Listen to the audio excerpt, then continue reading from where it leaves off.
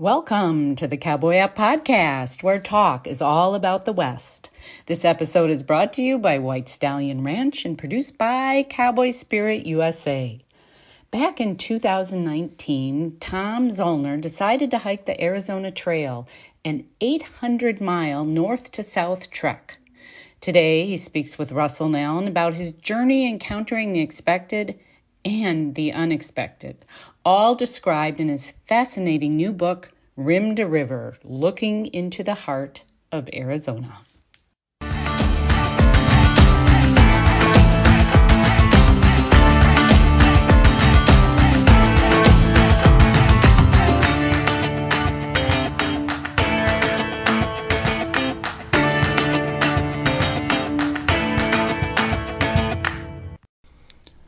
Morning, Alan.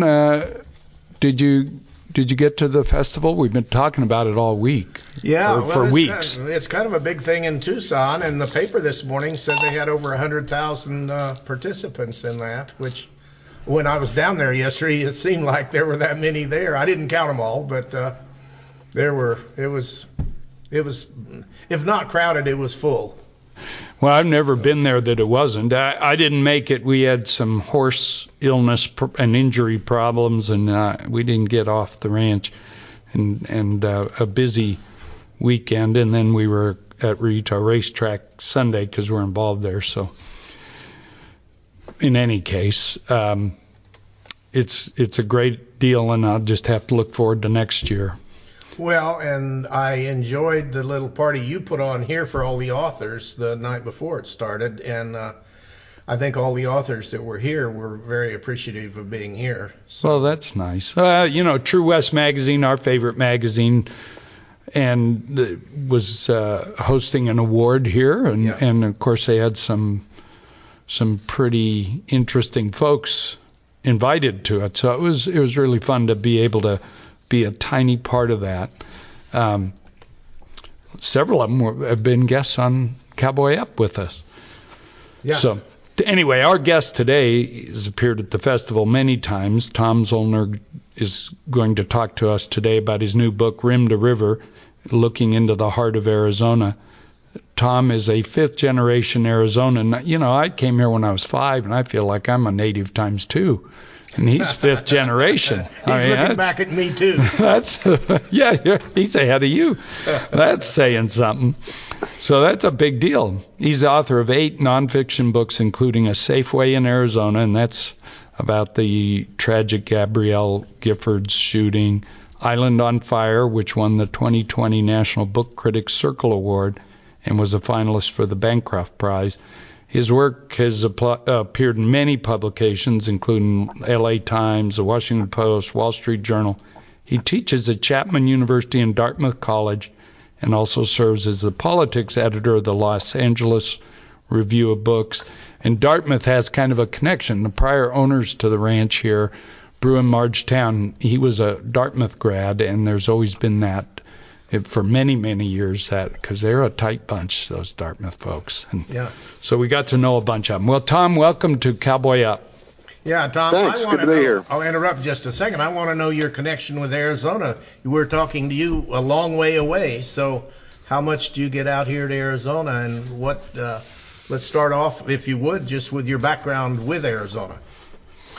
Well, I drove across the Colorado River just 2 hours ago, so... you're here. No, back home, I was at the Tucson Festival of Books over the weekend. I'm going to have to talk to Stu or Bob about not getting an invitation to the True West party. I'm going to have some words with those gentlemen. No, I'm just kidding. But yeah, my family came out to the state in the year 1908. My great-great-grandfather moved here to become a doctor, and they had too many doctors in the territory, and so he was his plan B was to farm cotton, which he did near the base of what was called Papago Buttes, along with McDowell Road in the valley. So did that end the medical career, or did it crop back up after time? No, that was it. When my my grandmother has stories of when someone in the family would be injured. He'd be very upset because doctors are not supposed to treat their own family members. And so even though he had the training and the background to take care of it, he would have to refer it out. Kind of a surprise, isn't it, that there was a surfeit of doctors in the territory. Times change, don't they? That's the first thing I thought, is particularly rural, is often screaming for doctors. So it's interesting. Well, you know, we had a couple of Wranglers, 3 Wranglers, years ago when the Arizona Trail was really new and a lot of it was unfinished. And I don't know, I still hear that parts of it are pretty rugged. They rode horses as much of it as they could get through. What's the condition of the trail now?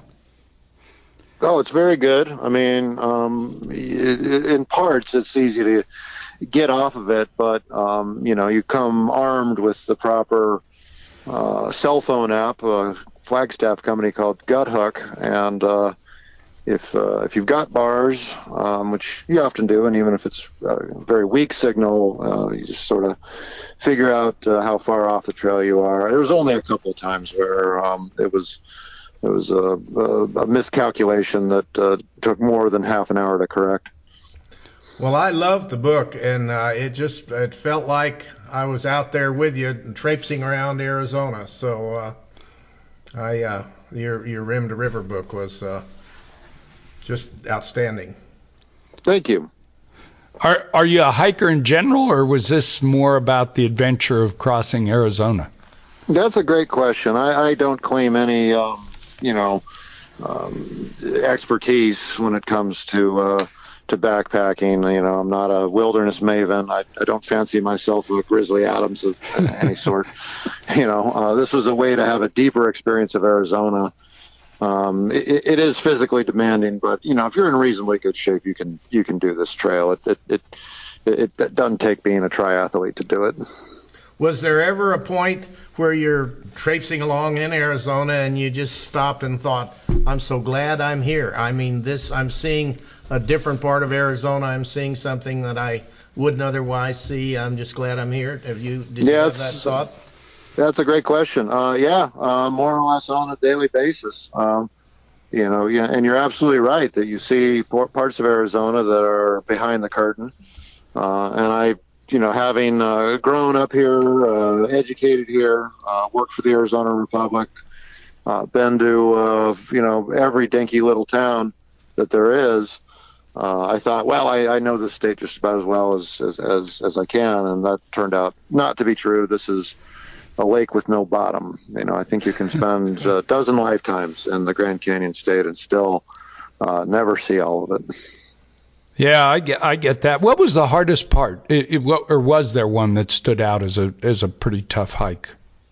Yeah, okay, I'm going to answer that in 2 parts. The most physically frustrating part was actually the Babbitt Ranch, if you know where that is. Yeah. Yeah, it's flat. I mean, it shouldn't be any challenge at all, but that's when the sort of the physical shock of walking 20 miles a day really began to set in. It began to really hurt. And there was a moment, which I did not put in the book, that I actually raised my backpack over my head and hurled it into the side of an embankment out of frustration and screamed some words that are probably not appropriate for this podcast.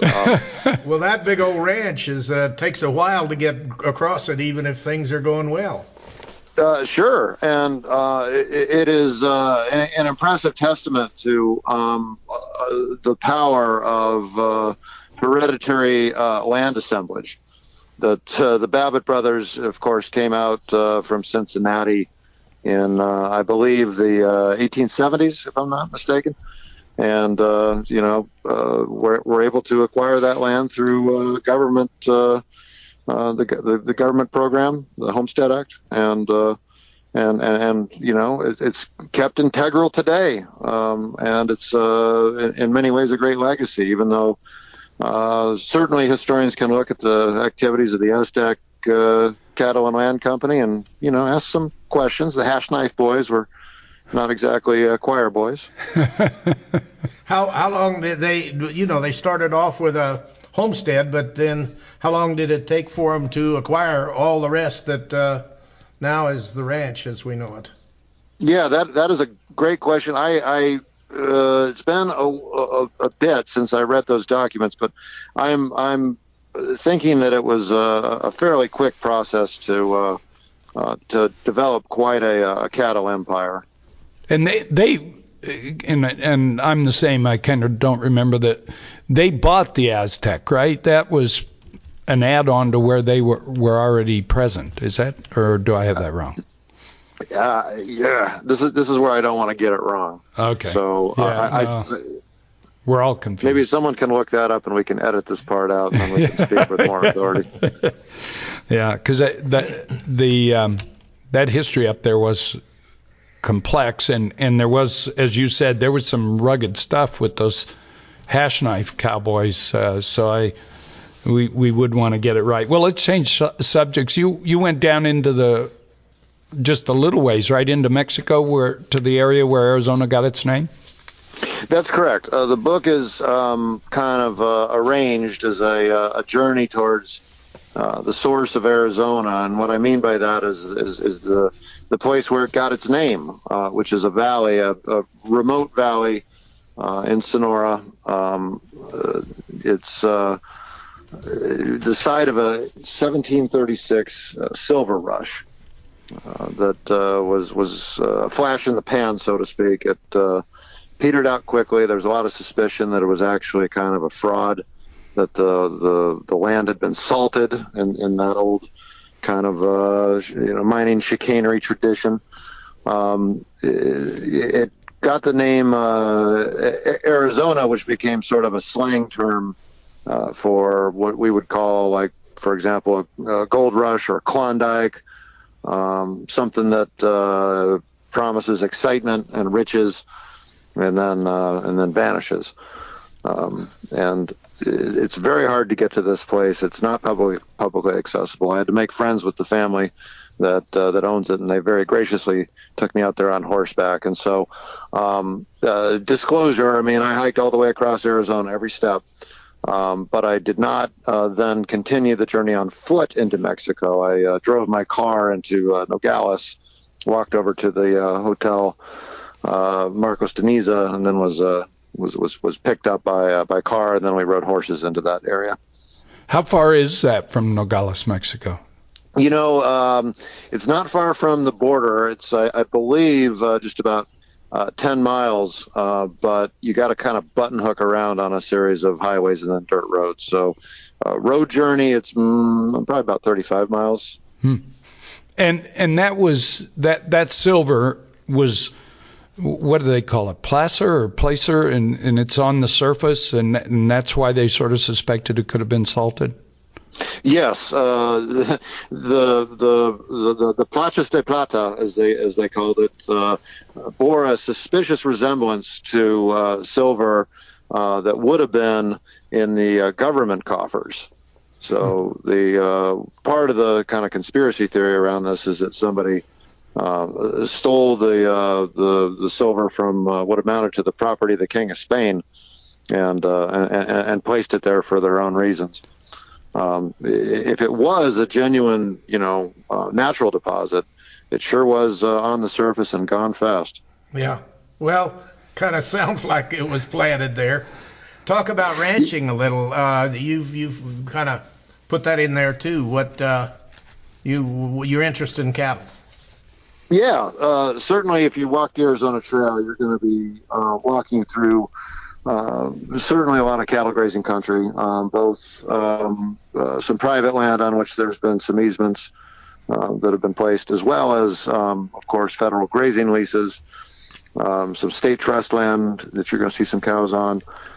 So a lot of your water sources are cattle troughs, so I got used to sharing water with the cows. And even though it's a infinitesimal part of our state's GDP today, a fraction of a percent, it still has a large land footprint, as well as you don't need me to tell you what a strong cultural imprint that it still leaves on the state's iconography, The reason a lot of people move here is to kind of live the cowboy life, the mythology that we tell ourselves. It's all very important. When you were doing this long trek, what was your favorite section? What was the favorite part that you just woke up and said, wow, I'm glad I'm right here? I got 3 answers for that. It's so hard to pick a favorite. I'm going to just quickly tell you about 3. First one is in the Mazatzals, the mountains with the enigmatic Mesoamerican name. It doesn't really translate into Spanish. That's also the physically most demanding part of the trip. And there's a spot there, a couple of spots where you can look north and see Humphreys Peak, highest mountain in Arizona, known by the Diné as Dukshuit. And you can just turn your head and see the flat iron front of the Superstitions. And it's not very far from that spot that you can look south and see the Santa Catalinas on the horizon, like the hump of a cresting whale.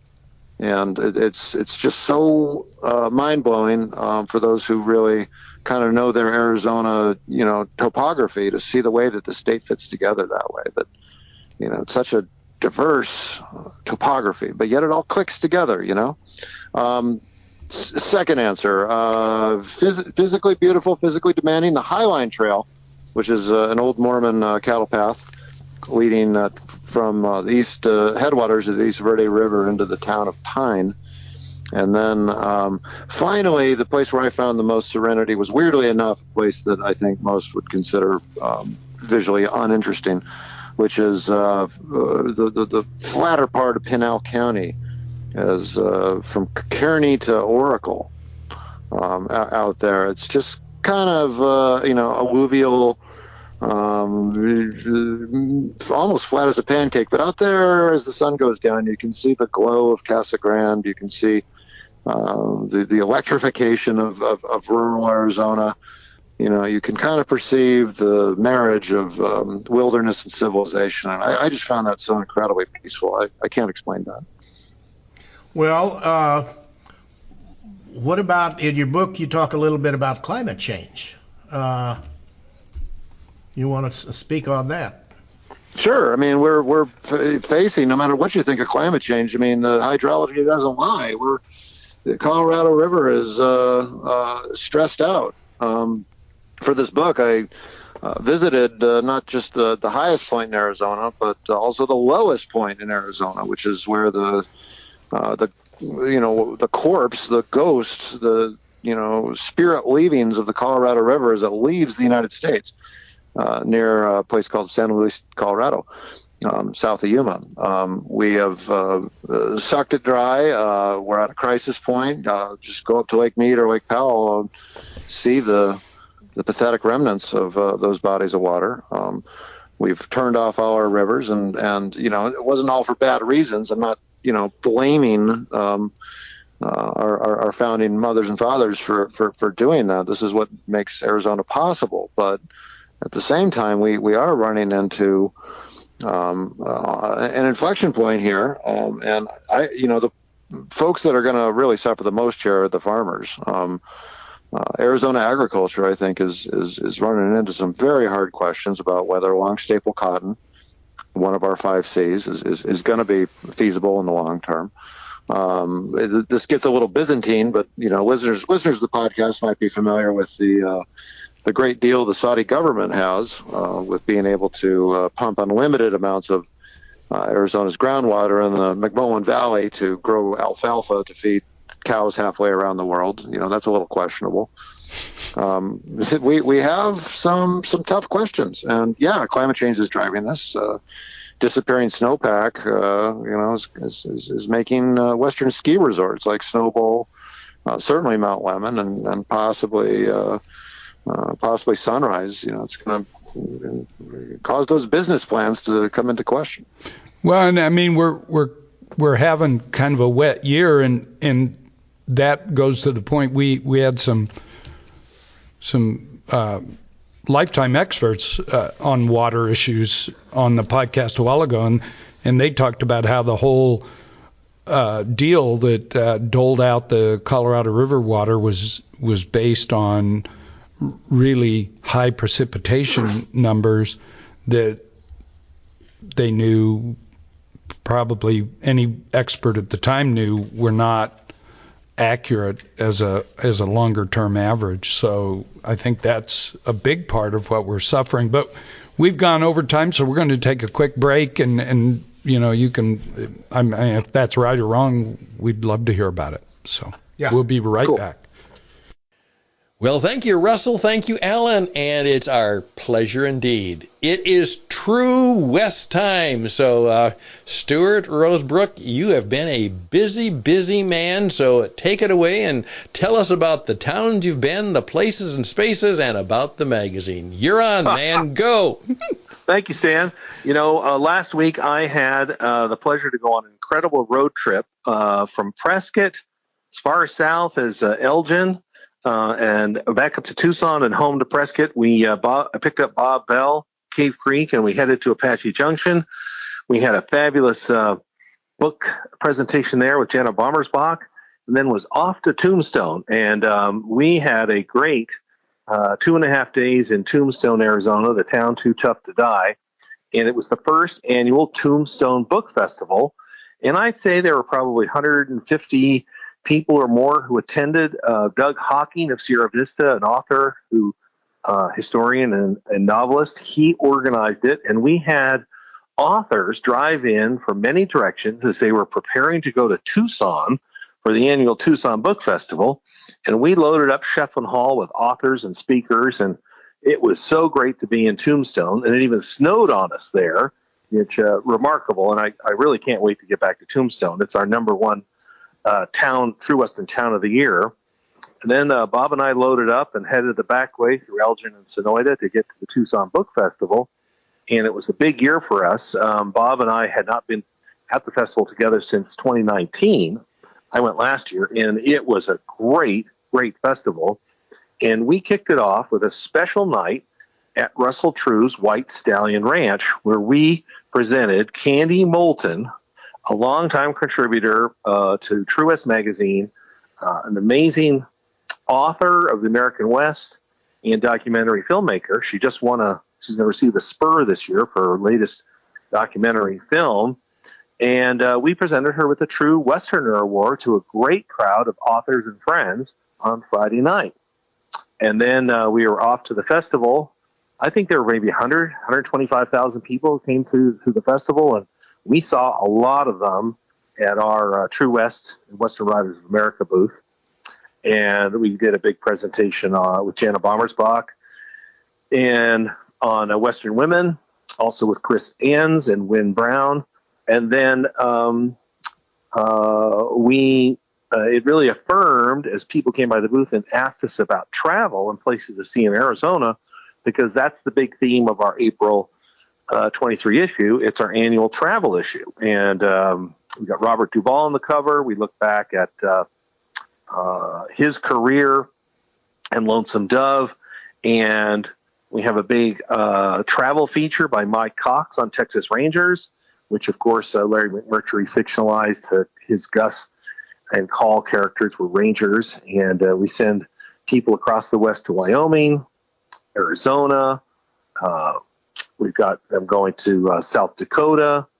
We've got some great travel, another great travel story that goes to Missouri, Arkansas, and Oklahoma.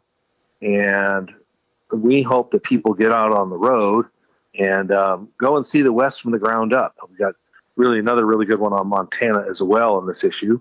And Candy Moulton's one of the authors as well. She wrote about seeing the cowboys and cowgirls west of Wyoming. So I think the book festival is, to me, like New Year's for authors and publishers of the West. Incredible. Wonderful. I'm just kind of sitting here a little bit open-jawed saying, and I was stuck here in Carolina. And that's usually where I want to be, but that couldn't be this year. But it is so great that the festivals are back. I think the Tombstone playing up with the Tucson Festival is a great idea. And where can I get that magazine? Well, the best place is to go to your local Barnes & Noble or grocery store and ask if they have it on the newsstand. And if you can't find it there, go to twmagazine.com and you can subscribe and get an issue online. And if you subscribe these days, what we've really done that's helpful for our readers is you can read it digitally, you get it in print, and you have access to 70 years of True West magazine. It's all on our digital access on our archive. And it's a lot of fun to go back and take a look at those issues going back to 1953. Stuart, thank you. This is great. This makes the program even better than it is, and we're so grateful for you doing this every month. And again, it is the magazine to experience what it's like to perhaps be a little bit of a cowboy, and of course know that maybe it is the Western tradition that might even help save Western civilization. Who knows? Hey, thank you, Stan. Thank you, Stuart. All the best. Bye for now.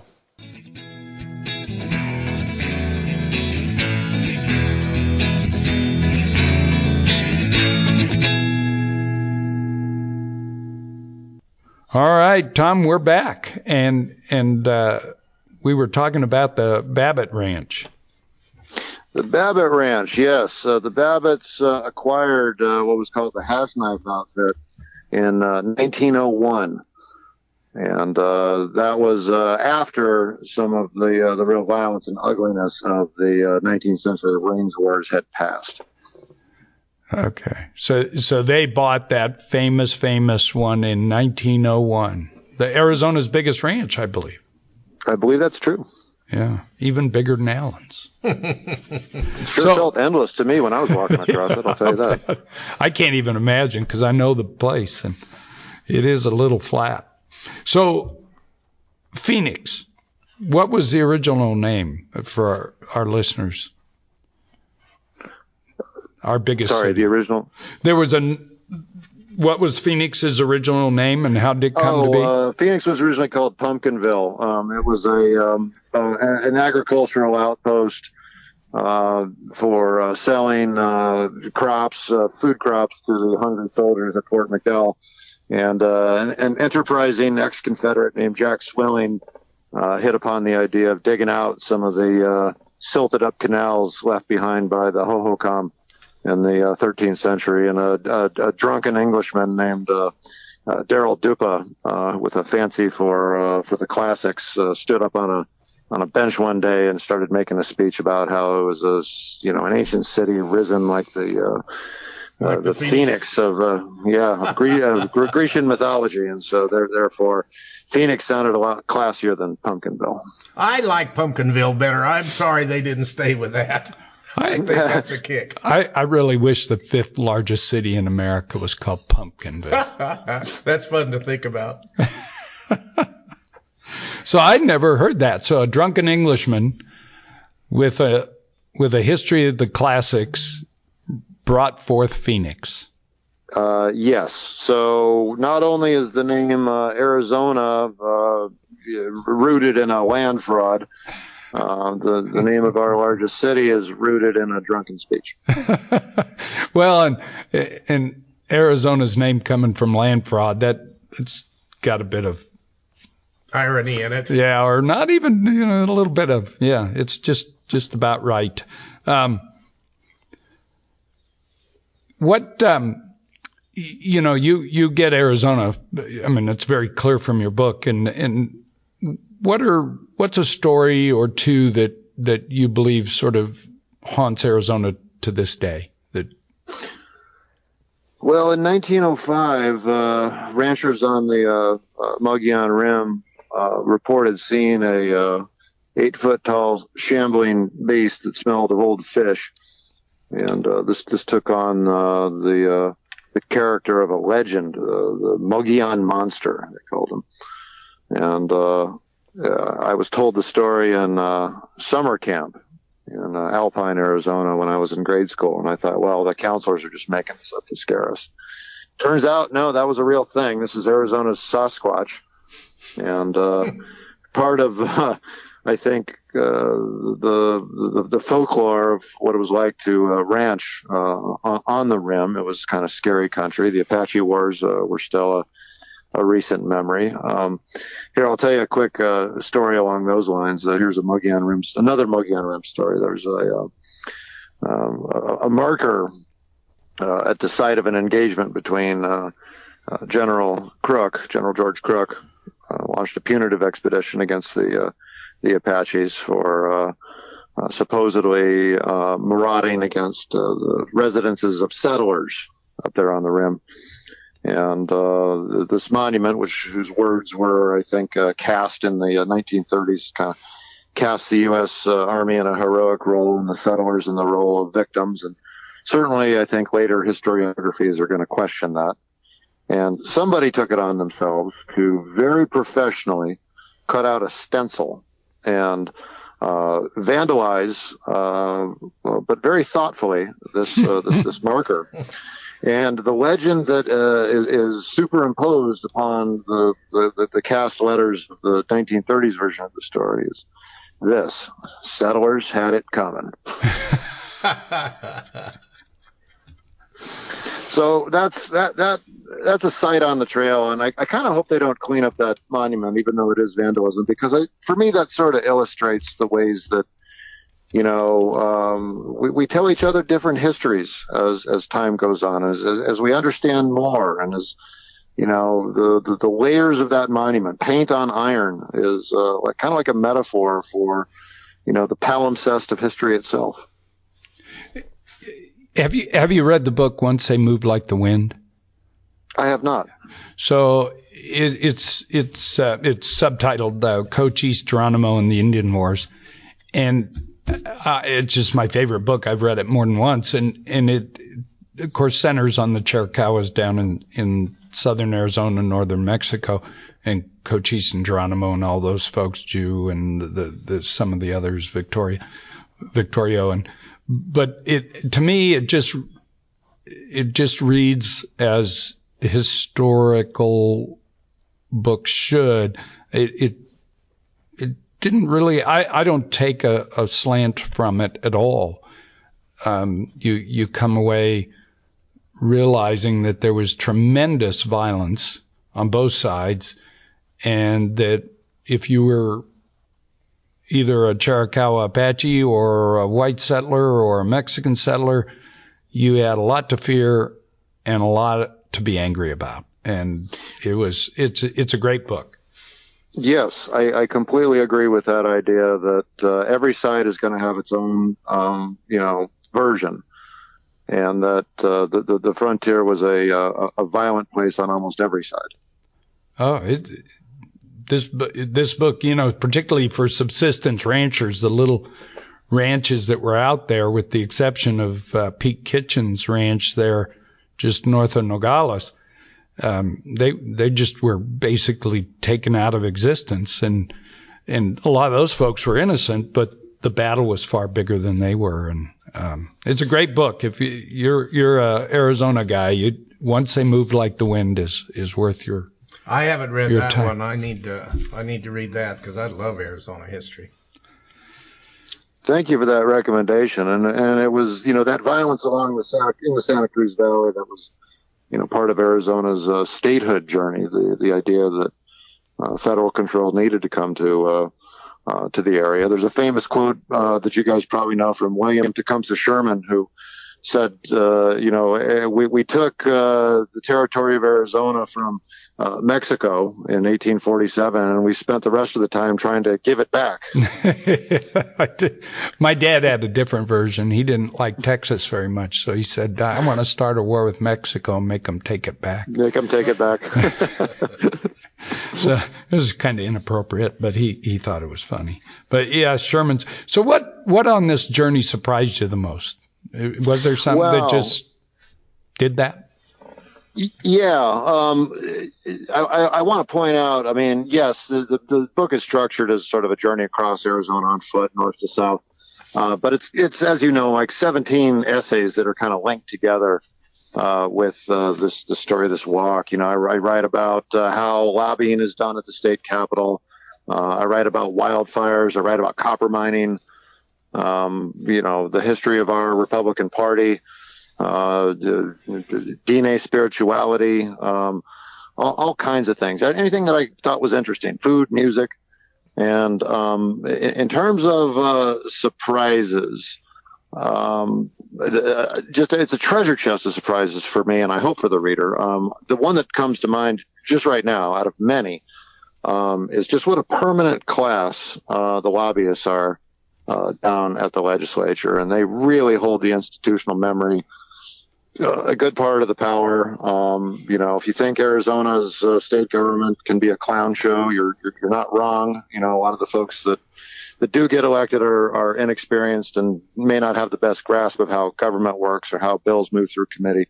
And that knowledge, that quarterbacking, really comes from the lobbyists. One of them, a former Republican lawmaker named Jonathan Payton, let me hang around and watch him do his work as he sought to kill a bill, which is mainly what they do. They try and squash legislation rather than pump it.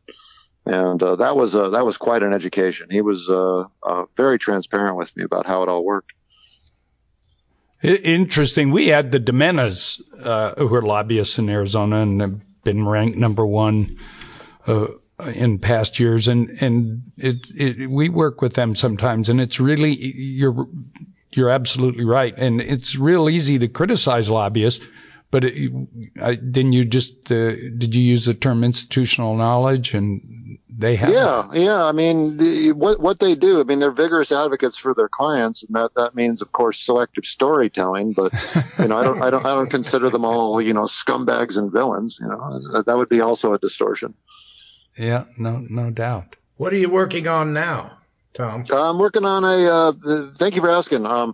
I'm working on a book about the refugee camps of enslaved people in the early days of the U.S. Civil War. And these were scattered all over the Mid-South, all wherever the Union Army went. Enslaved people would make a beeline for them because the Lincoln administration had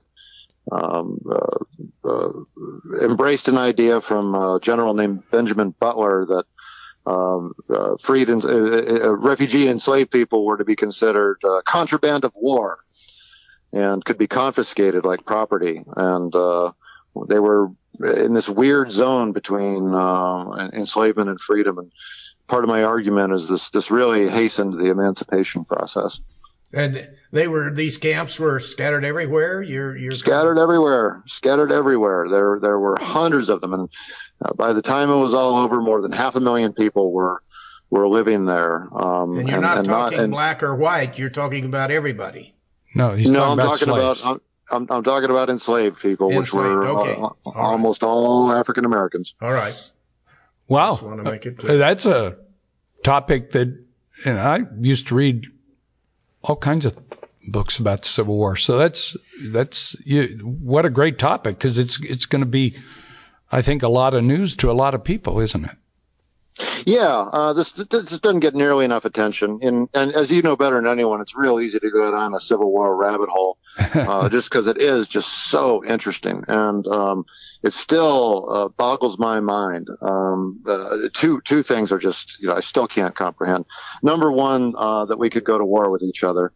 Number two, that the cause of the war was, as Winston Churchill said, unavoidable. That it's just still hard to grasp that we committed such a monstrous crime in this country. Yeah, it was unavoidable. I think anybody misses that. I want to circle way back to you said a few moments ago about one of the essays, of course, was about Diné spirituality, and probably a lot of our listeners would know that that's the descriptor for Navajos, as more people would know them. Can we? People love that kind of thing. Can we talk a little about that as we wind up? Of course, yeah. It's a great topic. I think I for the essay that really focuses on Native peoples, I hung out with two women who are into running as a personal avocation. This is deeply ingrained into Navajo cosmology. And certainly for women, there's a coming of age ceremony called Kindala, in which you're supposed to run every morning in all four cardinal directions.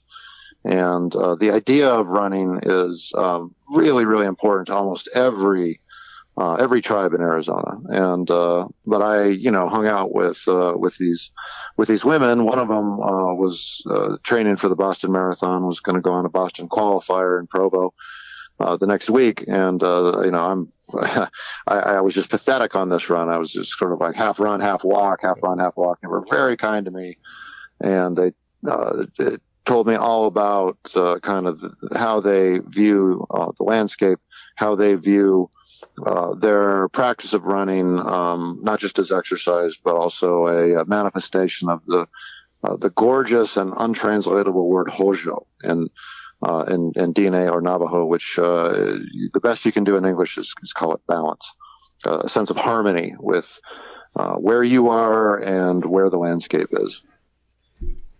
Interesting. I know the Apaches had a tradition of running in terms of really sort of warrior fitness, and both with the Athabascan background. I did not know any of that about the Navajos. Yeah, it's the Tohono O'odham have their own kind of running tradition. It was really viewed, as you're right, as not just a military skill, but also something that tied into their spirituality. Interesting. Well, we're going to wind up, and when is the refugee camp, Civil War refugee camp book? When should people be looking for that? Thank you. God willing, we'll finish it, writing it in June, and then comes any academic listening to this podcast will probably die a little inside. Then comes peer review, and and then like I say, hopefully it'll go smoothly, and we're looking at 2024. What's your name for the book? It's in flux. It was the name that it was sold under was called Freedom's Fortress. I'm going to make a case to change it to Let My People Go, which is, as you probably know, a line in an African-American spiritual song called Go Down Moses, and it was first introduced to Union soldiers at a contraband camp. So it may be a little on the nose, but I don't know. I kind of like it. Well, and of course, Rim to River is available now, and on the front cover it says, Tom Zoellner is one of my go-to authors. He has a clear eye, a deep soul, and a very sharp pen. And that's Luis Alberto Urrea quote. And it's a lot more than a travel book. It's not look out for the snakes, and it's really, as you described, a collection of essays. The book's available everywhere, I assume, and any personal contact information that we should give out? Yeah, you can look for me on my website, tomzoellner.com, Zoellner. Follow me on Twitter. If you don't like the book, shoot me an email, and I'll consider giving you a refund.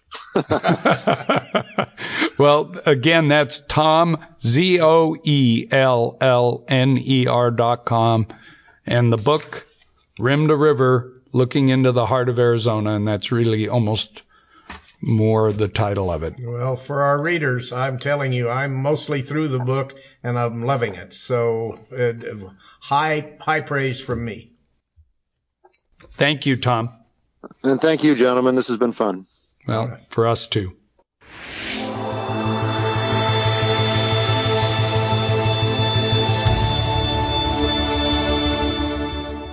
I think Tom's book, Alan, makes me think about, we love this word now, diversity, but Arizona is such an interesting place. And Tom talked about the diversity. I mean, we've got the largest ponderosa pine forest in the U.S., and we've got the deserts that we're in that are lush deserts with all the cactus and the different mountain ranges. And it's also a place of, I was at Rito Racetrack, our Tucson racetrack, the historic 80-year track, and you see all of Tucson there. And, this is a great state, and his essays reflect that, and don't. It's a well-done book. A really well-done book. I fully agree. Hey, thanks for giving us a listen, and thank you to Stan Houston's production company for making this possible. Isn't it cool? The Pacific Northwest has Cheryl Strayed, the Appalachian Trail has Bill Bryson, and now the Arizona Trail has Tom Zoellner. And Tom's stories in Rim to River are definitely a must-read. Join us next week when we shift gears back to horses and a chat with professional trick rider Miko McFarland. Until then, I'm Lynn Weezy Sneed, reminding you to stand tall and ride safe.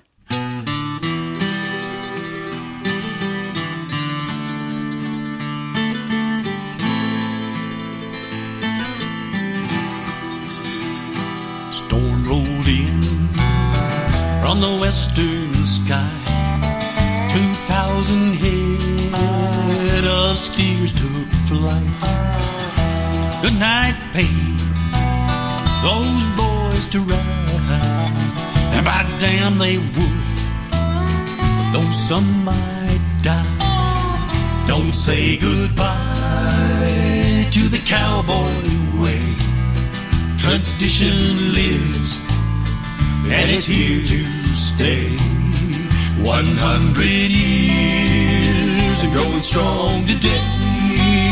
So don't say goodbye to the cowboy way.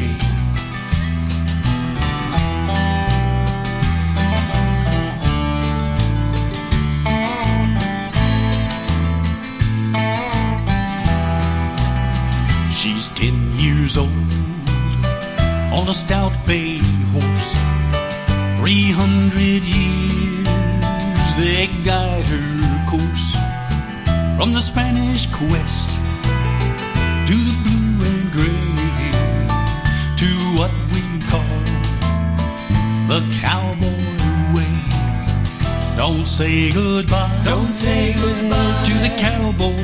To the cowboy way. Tradition lives, and it's here to stay. 100 years ago and strong today. So don't say goodbye to the cowboy way.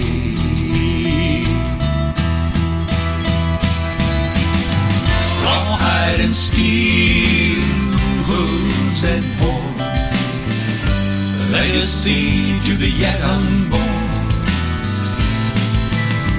A code that comes from a hard-lived life. Your destiny when you're born to ride. Don't say goodbye to the cowboy way. Tradition lives, and it's here to stay. 100